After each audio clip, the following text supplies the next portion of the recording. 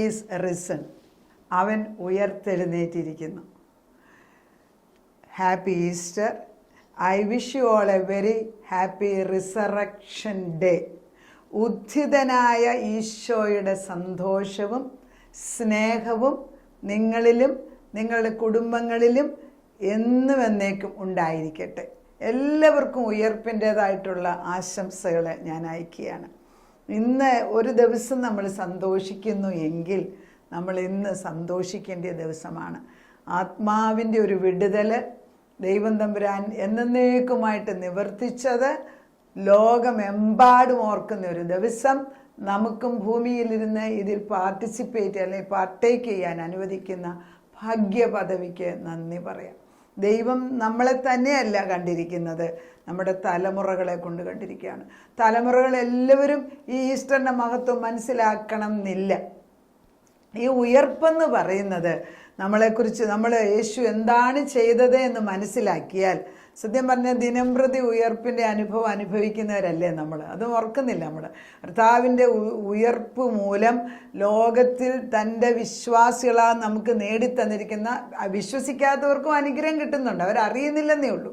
അങ്ങനെ പിതാവാം ദൈവത്തിൻ്റെ അടുക്കൽ നിന്ന പുത്രൻ ഉദ്ധിതനായി, മനുഷ്യർ അവനെ ക്രൂശിച്ചു, കല്ലറയിൽ വെച്ചു, മൂന്നാം ദിവസം അവൻ ഉയർത്തെഴുന്നേൽക്കും എന്ന് നേരത്തെ യേശു പറഞ്ഞതുപോലെ തന്നെ സംഭവിച്ചു. കാൽവറി ക്രൂശിൽ മനുഷ്യരാശിയുടെ മുഴുവൻ പാപഭാരവുമായി ക്രൂശിക്കപ്പെട്ട് മൂന്നാം നാൾ ഉയർത്തെഴുന്നേറ്റ ക്രിസ്തു നമുക്ക് നിത്യജീവനെ തിരികെ തന്നു. മരണത്തെ ജയിച്ച ദിനമാണ് ഉയർപ്പ്. ഹേ മരണമേ, നിന്റെ ജയം എവിടെ എന്ന് ചോദിക്കുന്നത് ചുമ്മാതല്ല. ലോകത്തിൽ ഒരേ ഒരു ഒഴിഞ്ഞ കല്ലറ, ദ എംപ്റ്റി ടോംബ് ഈസ് യേശു ക്രിസ്തുവിൻ്റെയാണ്. ക്രിസ്തുവിൻ്റെ മാത്രമാണ് ദ എംപ്റ്റി ടോംബ്. അതായത് ദ എംപ്റ്റി ടോംബ് എന്ന് പറയുമ്പോൾ ഒഴിഞ്ഞ ഒരു കല്ലറയാണ്. Our faith actually hinges on an empty tomb. അതായത് നമ്മുടെ വിശ്വാസം ഒരു ഒഴിഞ്ഞ കല്ലറയുടെ വ്യാപാരിയായിട്ടാണ് നിൽക്കുന്നത്. നമ്മൾ ആ വിശ്വാസം എന്ന് പറയുന്നത് ഇന്നും കല്ലറ ഒഴിഞ്ഞു കിടക്കുകയാണ്. ആർക്ക് വേണമെങ്കിലും പോയി കാണാം. Millions of people have seen that already. അപ്പം ദൈവം ഉയർത്തെഴുന്നേറ്റു എന്നുള്ളതിന് ഒരു സംശയമില്ലാത്ത സത്യമാണ്. അറിയേണ്ടിയവർക്ക് സത്യം അറിയേണ്ടതുണ്ട്. ഈ 4 സുവിശേഷത്തിലും യേശുക്രിസ്തുവിൻ്റെ ഉയർപ്പിനെ കുറിച്ച് എഴുതിയിട്ടുണ്ട്. നമ്മൾ സുവിശേഷം കഴിഞ്ഞിട്ട് പിന്നെ അപ്പോസ്തല പ്രവൃത്തി തൊട്ട് പിന്നെ മുഴുവനും ഉയർത്തെഴുന്നേറ്റ ക്രിസ്തുവിലുള്ള പുതിയ ജീവിതമാണ് കാണുന്നത്. ഒരുവനിൽ ക്രിസ്തു വന്നു കഴിഞ്ഞാൽ അവൻ്റെ അടിമത്വം മാറിക്കഴിയാണ്. And you know the truth will set you free. നമ്മൾ യോഹന്നാൻ്റെ സുവിശേഷത്തിൽ 20-ാം അധ്യായത്തിൻ്റെ കുറച്ച് ഭാഗങ്ങൾ മാത്രം എടുത്ത് വായിക്കുകയാണ്. ക്രിസ്തു മരിച്ചു, അടക്കപ്പെട്ടു, ഉയർത്തെഴുന്നേറ്റു എവിടെയാണ് പോയിരിക്കുന്നത്? പിതാവാം ദൈവത്തിൻ്റെ വലതുഭാഗത്ത് അവൻ ഇരിക്കുകയാണ്. അപ്പം നമ്മൾ തൃത്വത്തെക്കുറിച്ച് ചിന്തിക്കുമ്പം പിതാവും പുത്രനും പരിശുദ്ധാത്മാവും ഉണ്ട്. പിതാവിൻ്റെ വലതുഭാഗത്ത് പുത്രൻ തമ്പുരാനിരിക്കുന്നു, പരിശുദ്ധാത്മാവും അവിടെ തന്നെയുണ്ട്. കാരണം പരിശുദ്ധാത്മാവ് സർവ്വവ്യാപിയാണ്. Omnipresent is omnipotent and omnipresent. കർത്താവ് നമുക്ക് തൻ്റെ പരിശുദ്ധാത്മാവിനെ തന്നു കഴിഞ്ഞു. പെന്തക്കോസ്ത് ദിവസത്തിൽ സംഭവിച്ചു. Let me go back to the ഉയർപ്പ്. ആഴ്ചവട്ടത്തിൽ യോഹന്നാൻ്റെ സുവിശേഷം 20 ആഴ്ചവട്ടത്തിൽ 1-ാം നാൾ മഗ്ദലക്കാരത്തി മറിയ രാവിലെ ഇരുട്ടുള്ളപ്പോൾ തന്നെ കല്ലറയ്ക്കൽ ചെന്ന് കല്ലറവാതിക്കൽ നിന്ന് കല്ല് നീക്കിയിരിക്കുന്നതായിട്ട് കണ്ടു. അവൾ ഓടി ശിമോൻ പത്രോസിനോടും യേശുവിന് പ്രിയനായ മറ്റേ ശിഷ്യനോടും കൂടി അടുക്കൽ ചെന്ന് കർത്താവിനെ കല്ലറയിൽ നിന്ന് എടുത്തുകൊണ്ടുപോയി. അവനെ എവിടെ വെച്ചു എന്ന് ഞങ്ങൾ അറിയുന്നില്ല എന്നു. അതുകൊണ്ട് പത്രോസും യോഹന്നാനാണ് മറ്റേ ശിഷ്യനും ഒന്നിച്ച് കല്ലറയ്ക്കൽ ചെന്ന്. ഇരുവരും ഒന്നിച്ച് ഓടി. മറ്റേ ശിഷ്യൻ പത്രോസിനേക്കാൾ വേഗത്തിൽ ഓടി ആദ്യം കല്ലറയിലെത്തി കുനിഞ്ഞു നോക്കി ശിലകൾ കിടക്കുന്നത് കണ്ടു. അകത്തേ കടന്നില്ല താനും. പിന്നെ അവൻ്റെ പിന്നാലെ ശിമോൻ പത്രോസും വന്ന് കല്ലറയിൽ കിടന്ന് ശിലകൾ കിടക്കുന്നത്, അവൻ്റെ തലയിൽ ചുറ്റിയിരുന്ന റൂമാൽ ശിലകളോടുകൂടെ കിടക്കാതെ വേറിട്ട ഒരിടത്ത് ചുരുട്ടി വെച്ചിരിക്കുന്നതായും കണ്ടു. ആദ്യം കല്ലറയ്ക്കലെത്തിയ മറ്റേ ശിഷ്യനും ഇപ്പോൾ അകത്ത് ചെന്ന് കണ്ട് വിശ്വസിച്ചു. അവൻ മരിച്ചവരിൽ നിന്ന് ഉയർത്തെഴുന്നേറ്റതാകുന്നു എന്നുള്ള തിരുവെഴുത്ത് അവർ അതുവരെ അറിഞ്ഞില്ല. അങ്ങനെ ശിഷ്യന്മാർ വീട്ടിലേക്ക് മടങ്ങി. ആഴ്ചവട്ടത്തിൻ്റെ 1-ാം നാളിൽ ആരാ ചെന്നത്? സ്ത്രീകളാണ് ചെന്നത്. മഗ്ദലക്കാരത്തി. അവർ ശാബത്തിന് മുൻപേ അടക്കം കഴിഞ്ഞിട്ട് ചെയ്യേണ്ട ശുശ്രൂഷയാകുന്ന സുഗന്ധവർഗ്ഗങ്ങളെല്ലാം കൂട്ടിവെച്ചു. കാരണം Sabbath they cannot buy anything or do anything. അവരെല്ലാം പ്രിപ്പയർഡ്. Everything is prepared. ദൈവത്തിൻ്റെ ആത്മാവിൽ അവിടെ എല്ലാം അടുക്കും ചിട്ടയുമായിട്ട് ചെയ്യുന്ന ഒരു ദൈവമുണ്ട്. നമുക്ക് വിടുതൽ കിട്ടുന്നതാണ്, അതായത് ദൈവത്തിൻ്റെ ഡെലിവറൻസ്. നമ്മൾ വിശ്വാസികളാണെന്ന് പറഞ്ഞാലും ചില ഏരിയയിൽ സ്ട്രോങ് ഹോൾഡ്സ് ഉണ്ട്. അത് അഴിഞ്ഞു പോകണം. അത് അഴിഞ്ഞു പോകാൻ എല്ലാവർക്കും പ്രാർത്ഥിക്കുമ്പോൾ ചിലർക്ക് ആ കൃപയുണ്ട്. അത് പ്രാർത്ഥിച്ച് നേടുന്നതാണ്, ദൈവത്തിൻ്റെ ആത്മാവ് കൊടുക്കുന്നതാണ്. എന്നാൽ എനിക്ക് ഈ യോഹന്നാൻ്റെ സുവിശേഷത്തിൽ എഴുതിയതിനെക്കാട്ടിലും എനിക്കിഷ്ടമുള്ളത് മർക്കോസിൻ്റെയാണ്. മർക്കോസിൻ്റെ സുവിശേഷത്തിൽ കർത്താവിൻ്റെ ഉയർപ്പിനെക്കുറിച്ച് he's risen, he's no more there. അത് വളരെ ഭംഗിയായിട്ട് അവിടെ എഴുതിയിരിക്കുന്നു. ഓരോ അധ്യായത്തിലും ഓരോ സുവിശേഷത്തിലും ഓരോരുത്തരും ഓരോന്നാണല്ലോ ടച്ച് ചെയ്യുന്നത്. മർക്കോസിനകത്ത് ഇങ്ങനെയാണ് പറയുന്നത്: ശബത് കഴിഞ്ഞ ശേഷം മഗ്ദലക്കാരത്തി മറിയയും യാക്കോബിൻ്റെ അമ്മ മറിയയും ശലോമയും ചെന്ന് അവനെ പൂശേണ്ടതിന് സുഗന്ധവർഗം വാങ്ങി. ആഴ്ചവട്ടത്തിൻ്റെ 1-ാം നാൾ അധികാലത്ത്, അവരെ ഇരുട്ടുള്ളപ്പോൾ തന്നെ, സൂര്യൻ ഉദിക്കുന്ന മുമ്പേ അവിടെ ചെന്ന് കഴിഞ്ഞിരിക്കുന്നു. കല്ലറയുടെ വാതിക്കൽ നമുക്ക് വേണ്ടി ആര് കല്ല് ഉരുട്ടി മാറ്റുമെന്ന് തമ്മിൽ പറഞ്ഞു.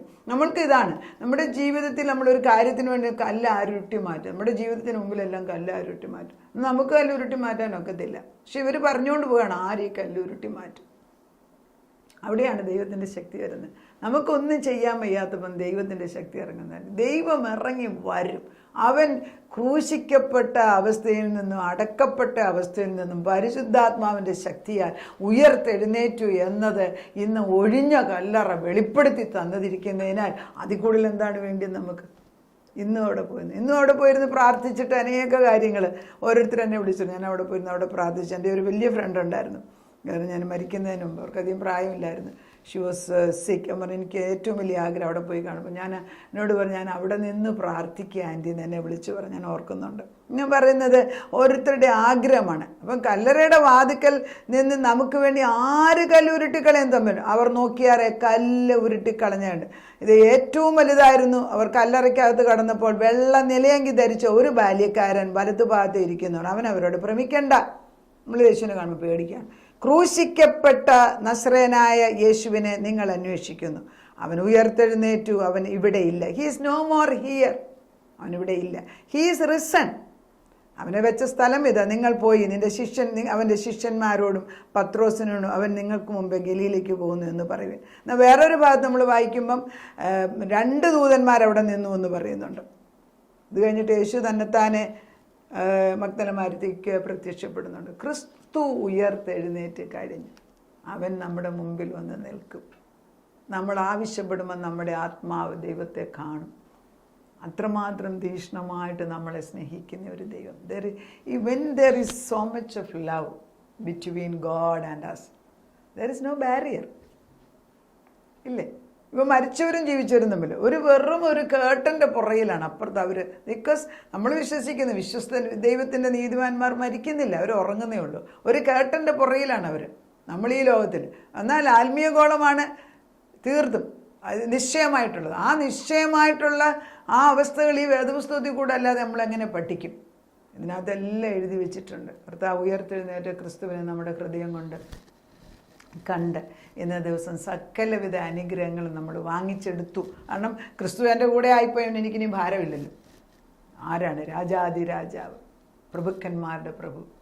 ഈ സെഡ് വെളിപ്പാടി പറയുന്നുണ്ട്, I will come back again. അപ്പോൾ ആ ഭാഗത്തുണ്ടല്ലോ ഈ വെളിപ്പാടിൻ്റെ അവസാനത്തെ ഭാഗം, വേദപുസ്തകത്തിൻ്റെ അവസാനത്തെ. ഉയർത്തെഴുന്നേറ്റ ക്രിസ്തു നമുക്ക് ചുമ്മാതൊന്നുമല്ല. ഈ സേസ് ഞാൻ തിരിച്ചു വരും, ഞാൻ തിരിച്ചു വന്നിട്ട് ഇതാ ഞാൻ വേഗം വരുന്നു. വെളിപ്പാട് 22 വായിക്കുന്നു, 22:12. ഇതാ ഞാൻ വേഗം വരുന്നു, ഓരോരുത്തരും അവനവൻ്റെ പ്രവൃത്തിക്ക് പ്രതിഫലം കൊടുക്കും. എന്നിട്ട് യേശു ക്രിസ്തു 16 വാക്യം, യേശു എന്ന ഞാൻ സഭകൾക്ക് വേണ്ടി നിങ്ങളോട് ഇത് സാക്ഷീകരിപ്പാൻ എൻ്റെ ദൂതനെ അയച്ചു. ഞാൻ ദാവീദിൻ്റെ പേരും വംശവും ശുഭ്രമായ ഉദയ നക്ഷത്രവുമാകുന്നു.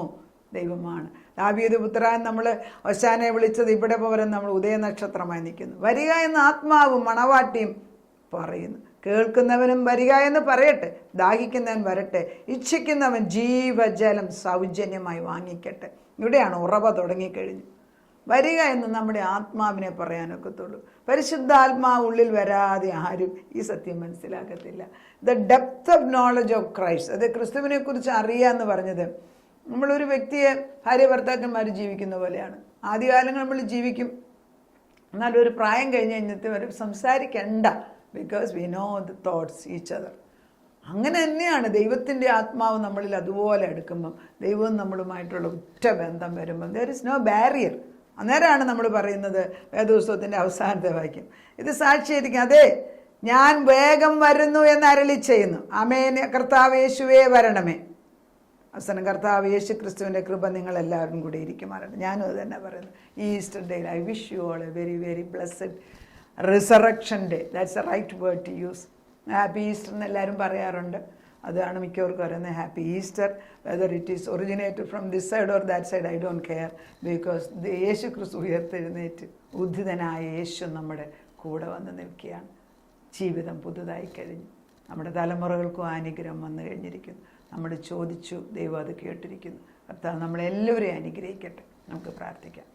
നാഥ, അവിടുത്തെ മഹാസ്നേഹത്തിൻ്റെ മുൻപിൽ ഞങ്ങൾ തലവണങ്ങുന്നു.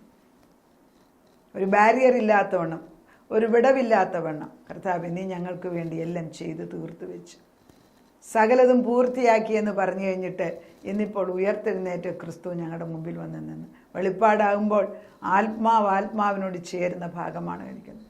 മണവാളനും മണവാട്ടിയും കൂടെ ചേർന്ന് നിൽക്കണമെങ്കിൽ സത്യദൈവത്തെ അറിയണം.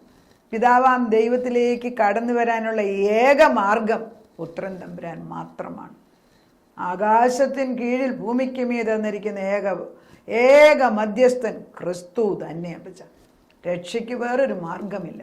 അത് ഞങ്ങളെ പഠിപ്പിച്ചതിന് സ്തോത്രം. നിൻ്റെ രക്ഷയിലേക്ക് ഞങ്ങൾ തലമുറയായിട്ട് കടന്നു വരട്ടെ. അതിൻ്റെ ഇടയ്ക്ക് നിൽക്കുന്ന സകല തടസ്സങ്ങളും, കൺമോഹം, ജഡമോഹം, ജീവനപ്രതാപം, പിന്നെ ദുഷ്ടശക്തികളുടെ സ്വാധീനം മൂലം ദൈവത്തെ മറച്ചു വെക്കുന്ന അന്ധകാര ശക്തി അഴിച്ചു മാറ്റിയേച്ച് കർത്താവെ, നേരിട്ട് നിന്നെ കണ്ടുകൊണ്ട് ജീവിപ്പാൻ ഞങ്ങളെ ഓരോരുത്തരും പഠിപ്പിക്കണം. ഇന്നൊരു തീരുമാനം എടുക്കുന്ന അപ്പച്ച, ഞാനും എൻ്റെ ദൈവവും ഞങ്ങൾ ഒന്നിച്ച് നിൽക്കുന്നത്. അതേ കർത്താവെ, സോങ്സ് ഉത്തമഗീതി പറയുന്നത്, അതെ ഞാൻ അവനുള്ളവൻ അവൻ എനിക്കുള്ളവളെന്ന് പറയുവാൻ തക്കവണ്ണം ഞങ്ങളായിത്തീരണം. ഞാൻ അവനുള്ളവളായി മാറിയ അപ്പച്ച, അവൻ എനിക്കുള്ളവൻ, അങ്ങനെ ആയിത്തീരട്ടെ അപ്പച്ച. അതൊരു ട്രാൻസിഷനാണ് അപ്പച്ച. അതവിടുന്ന് ചെയ്യുന്നതിനാൽ നന്ദിയോടെ സ്തോത്രം. ഉയർത്തെഴുന്നേറ്റ ക്രിസ്തുവിനെ നേരിട്ട് കണ്ടുകൊണ്ട് ഞങ്ങൾ നിൻ്റെ മുമ്പിൽ വണങ്ങുന്നു. അതാ ഞങ്ങളുടെ തലമുറകൾ അങ്ങനെ തന്നെ ചെയ്യട്ടെ. പ്രാർത്ഥനയുടെ ഉത്തരം തന്നതിന് നന്ദി. യേശു ക്രിസ്തുവിൻ്റെ പുണ്യനാമത്തിൽ തന്നെ. ആമേൻ.